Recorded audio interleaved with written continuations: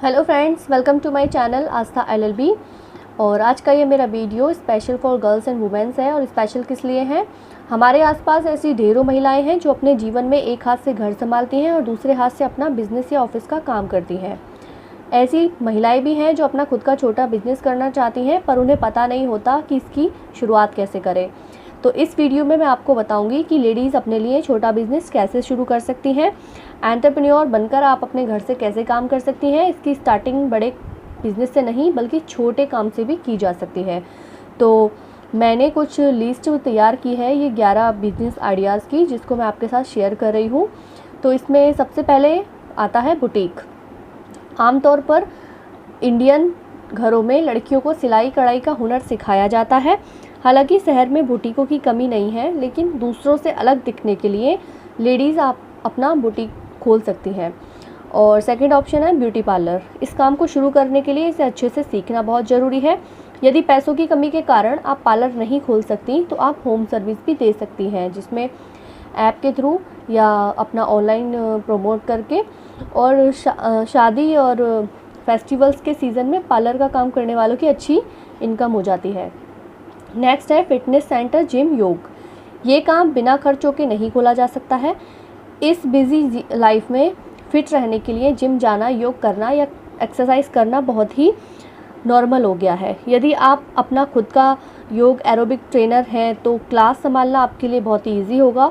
और इसके लिए आपको डाइट की एकदम सही नॉलेज होनी चाहिए। और नेक्स्ट आता है कंसल्टेंसी। आपका तजुर्बा और आपके कॉन्टैक्ट्स आपको इस फील्ड में खड़ा कर सकते हैं। आज का सर्विस सेक्टर पहले से बहुत ज़्यादा चेंज हो गया है। हर सेक्टर की अपनी ज़रूरत होती है और अपना काम करने का अलग तरीका होता है। यदि आप सही पद पर सही व्यक्ति का चुनाव करने में सक्षम हैं, तब आप इस करियर के विकल्प के साथ आगे बढ़ सकती हैं।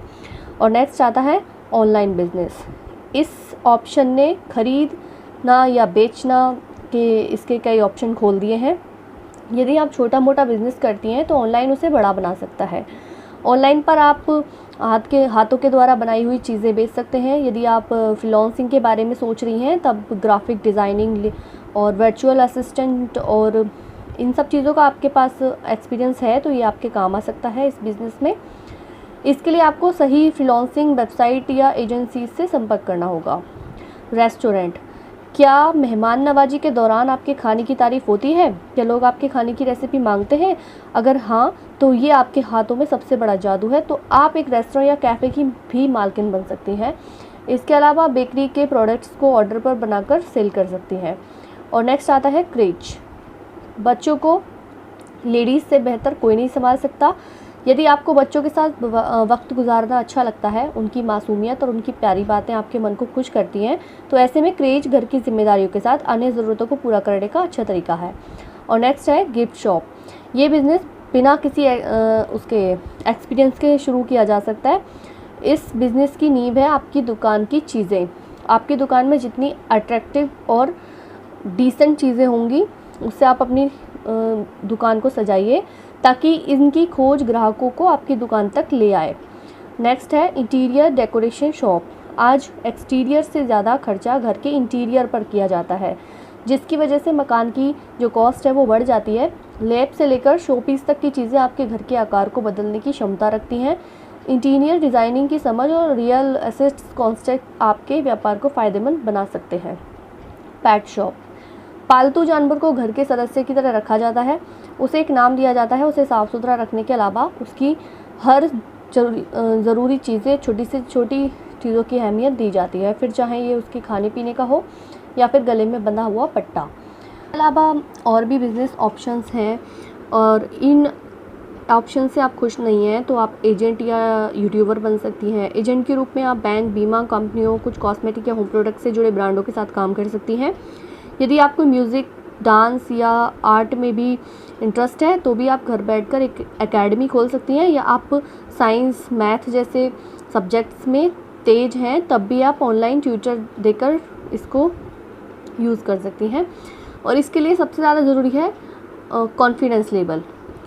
इसके अलावा आपको अपने बिज़नेस में खुद पर कॉन्फिडेंस रखना होगा, अपने पार्टनर्स पर ट्रस्ट बना के रखना होगा।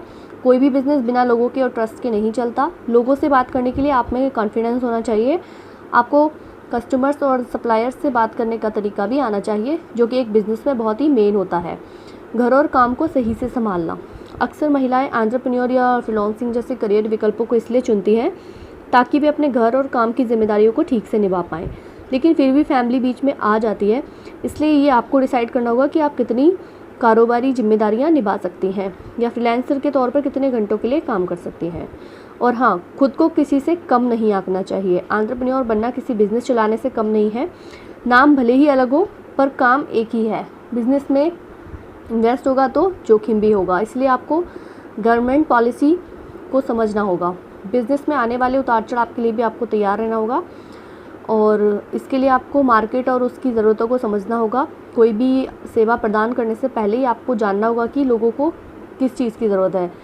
अगर है तब आप उन तक अपनी सेवा कैसे पहुंचाएंगी, ये मेन चीज़ है। इसके लिए आपको साइंस और एडवर्टाइजमेंट और मीडिया और सोशल प्लेटफॉर्म की बहुत अच्छी नॉलेज होनी चाहिए।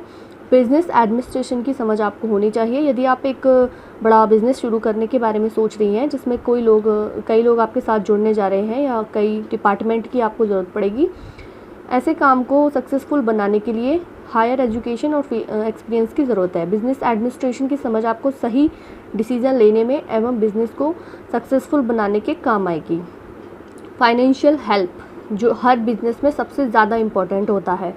यदि आपको अपने आइडिया पर भरोसा है, यकीन है कि ये एक सक्सेसफुल बिज़नेस साबित होगा, तब फाइनेंशियल मदद लेने में कोई परेशानी नहीं है। बैंक से मिली मदद से आपका काम जल्दी शुरू हो सकता है।